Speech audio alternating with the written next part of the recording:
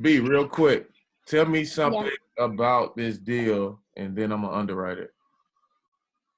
I know they're asking the 137.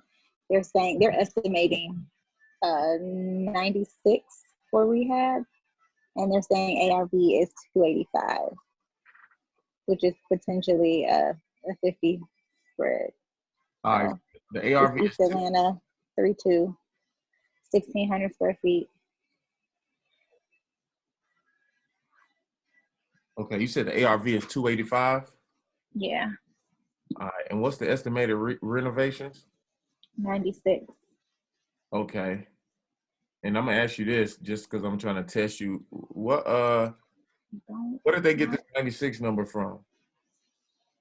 I honestly I don't know where they got 96 from. All right, so that's just like a vanity number. So let's see. All right, so 137. If the ARV is really 285, it from just by eyeballing it, it looks like a decent deal because that's over 100. And if the renovation is 100, that's 237. Yeah, that'll be like a $50,000 spread. So let me go pull this up. I'm gonna share my screen. Give me 1 second. Let's see.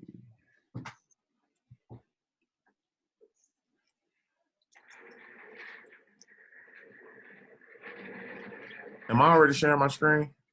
No. Okay.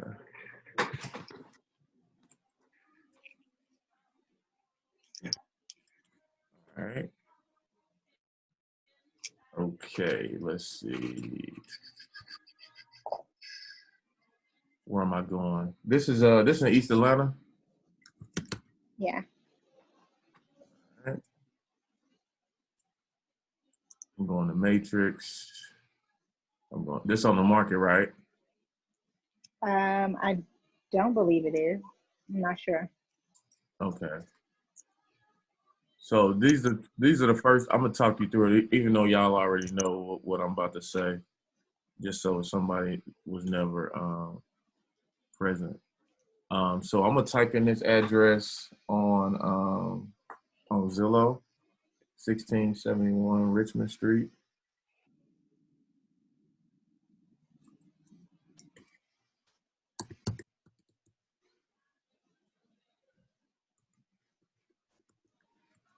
Atlanta, Georgia.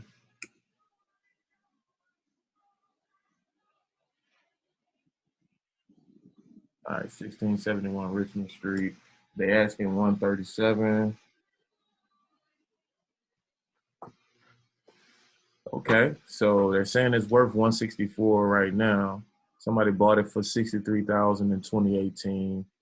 Let's see. By me seeing this, I'm already like making notes in my head, right? So they bought it for 63,000 in 2018. 2 years later, they looking for $100,000 spread.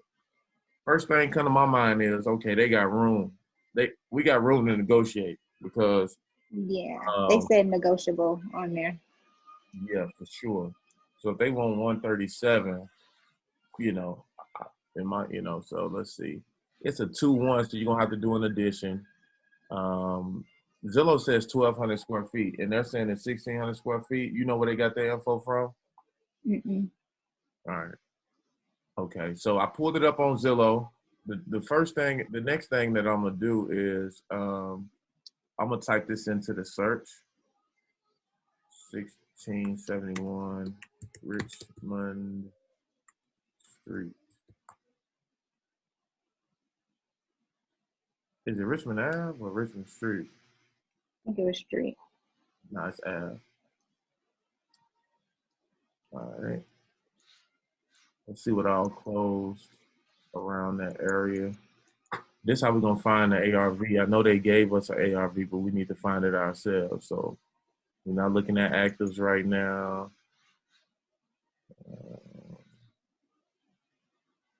And if y'all got questions while I'm going through this, let me know. All right, closed. So let's see.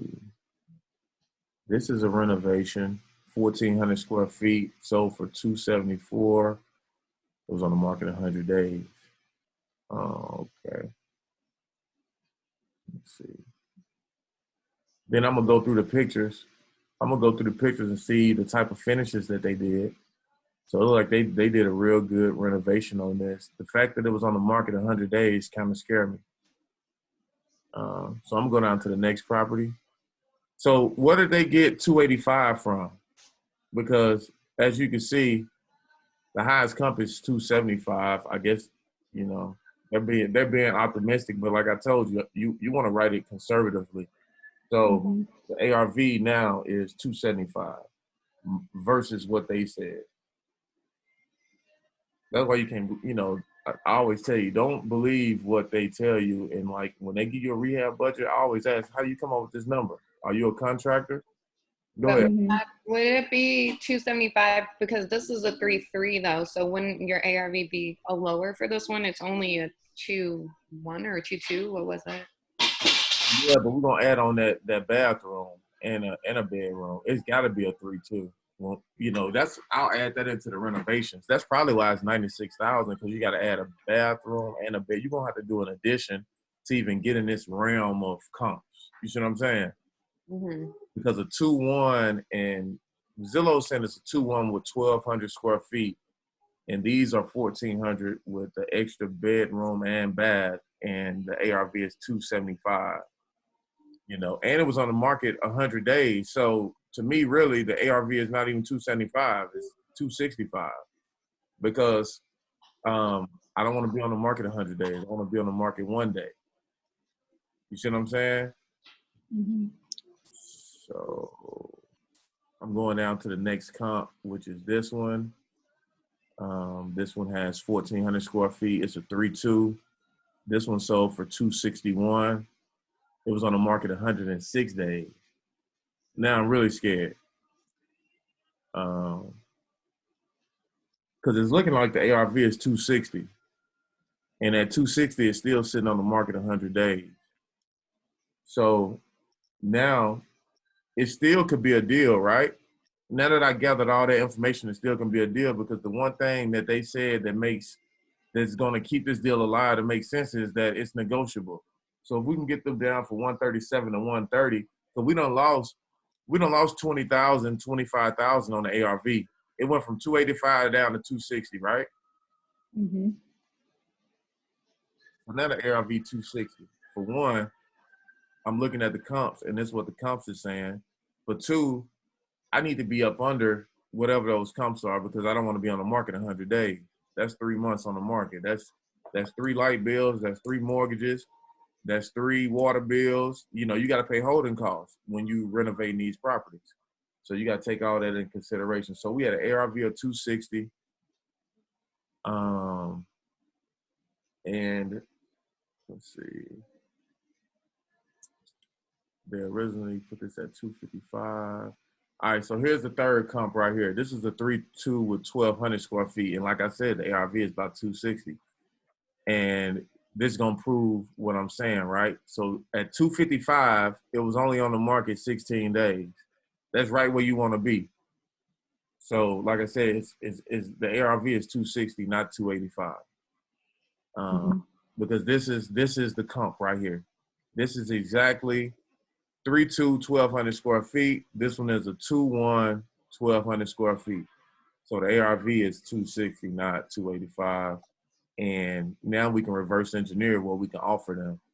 So I'm about to do this on my calculator, right? Let's say if I offer them 100,000 plus the 96,000. Let's say they renovation budget is correct, 96,000. Oh, fuck it. This is set a clean 100. So 100 to buy, 100 to renovate it. So you all in at 200 at a 260 evaluation. That's what we need to offer, 100, right? Because now you got a $60,000 spread. Well, it's really a $50,000 spread because you're going to have to pay the realtor $7,000 to buy it, right? So now we had a $53,000 spread, which is what I say is like one of the comfortable place to be in. 50,000 or more. You could do 40 or 30 if you're on the project 30 days. You know, the shorter the time on a project, you could take a lower return. Anybody got any questions based off what I said? Y'all see how I came up with that? I ain't never seen this deal. I just talked you through it. and I zeroed in on what the price should be based on what I'm seeing. Anybody got any questions? No. Crayon, no questions? So, all right, so this is the third comp I've seen. Now, I already know in my mind what I want to offer them because this comp that's in front of us, this is the main one that makes the most sense. And it's the most comparable. And it's in Lakewood. So I even go a step further, go down one more. This was 195, but this is not renovated. And this is a monster house because it's 3,400 square feet. They trying to get this type of price for, you know, that 2-1, you know. Let's see.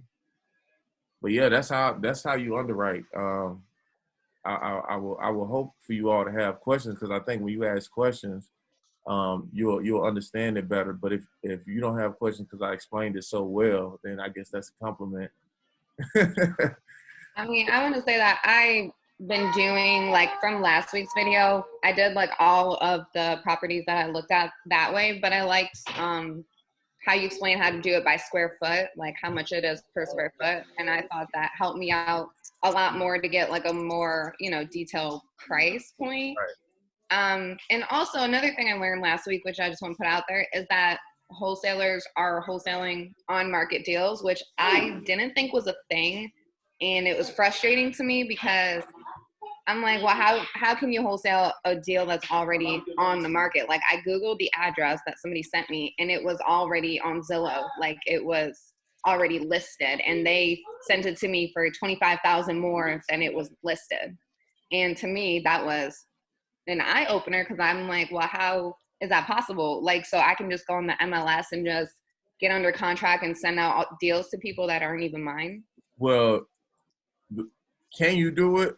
I mean, versus whether it's illegal or not. You know, I think that's illegal unless he has some type of agreement with the seller. But I mean, if somebody's dumb enough to pay $25,000 for a fake off-market deal when you can just easily Google it and find it, like even if you only had access to Zillow, you'll be able to see that it's on the market for $25,000 less. You know what I'm saying? So that's why when I'm underwriting deals, the first two things I do is I type it in. I go to Zillow or Realtor.com. I type it in the FMLS, and once I do that, I start underwriting the numbers, and it's gonna tell me. It ain't too much you can hide. It's gonna tell me if it's on the market. It's gonna tell me if it's for sale by owner. It's gonna tell me, you know, everything, price per square foot, whatever I need to know. So I'm using both systems and I'm using it to my advantage. I know I always talk shit about Zillow and they being inaccurate. The Zestimate is inaccurate, but you know, most of that stuff they pull from the MLS. Like you can't, like a lot of that stuff is from the tax records. The only thing that I say is a joke on Zillow is the Zestimate, but it does get you in the ballpark 7 times out of 10. So now you see how I came up with this. This you can underwrite, like it only took less than 10 minutes to underwrite this deal. And like I said, I'm gonna save this, use this as a reference to go back. Like if y'all have any questions, if I'm moving around, I mean, typically you can get me, but like if you just want to go to this portal, that's why I'm creating. That's why I want to keep adding videos in there, just underwriting different scenarios. And you know, within those videos, you know, you'll get better because you'll start underwriting these deals too. But I do have one question, Rashad. How much do you estimate to add on a bathroom? Like, what are you looking at in a range? to add on a bathroom, I would say it's hard to come up with an actual number. Um, because it's gonna. The reason why I say it's hard to come up with an actual number is because it depends. Are you like? Do you have to rerun the plumbing? Do you like? It's just a lot. Like, if you got to rerun the plumbing, do you have to? Is it like a clean add-on? Like we just adding on the back of a house, and you ain't got to run no new wiring and stuff. But I would estimate probably around 10, 15,000. But that'll be a good question for a contractor, you know, and that's the thing too. I'm out here every day, right? But I don't know everything. That's why I got teammates. I got contractors. And if I came up and let's say if I was you, a yacht, And I had that question. I wanted to know how much it costs for an addition. I'll call one of my contracts. I'll call all of them, matter of fact, and see what's the most consistent answer. So that's a good question. That's why, I mean, my contract, I know how to price stuff and everything, but at some level, you know, you got to go to the experts, you know. So that's, I think it's probably about 10,000. Just depends though, because every bathroom addition is going to be different. Like I'm adding a bath. Well, I'm adding a shower to a half bath to make it a full bath. That's going to cost $4,000, but it's already an existing bathroom. It's just $4,000 to add a shower. You see what I'm saying? So an entire bathroom, I say it'd probably take around 10,000. Anybody got any questions on the underwriting before I stop screen recording? You did a great job explaining that. Thank you, man. Thank you. I get you know, I appreciate that. But I'm gonna stop screen sharing right now. But y'all can still ask any other questions that that you have.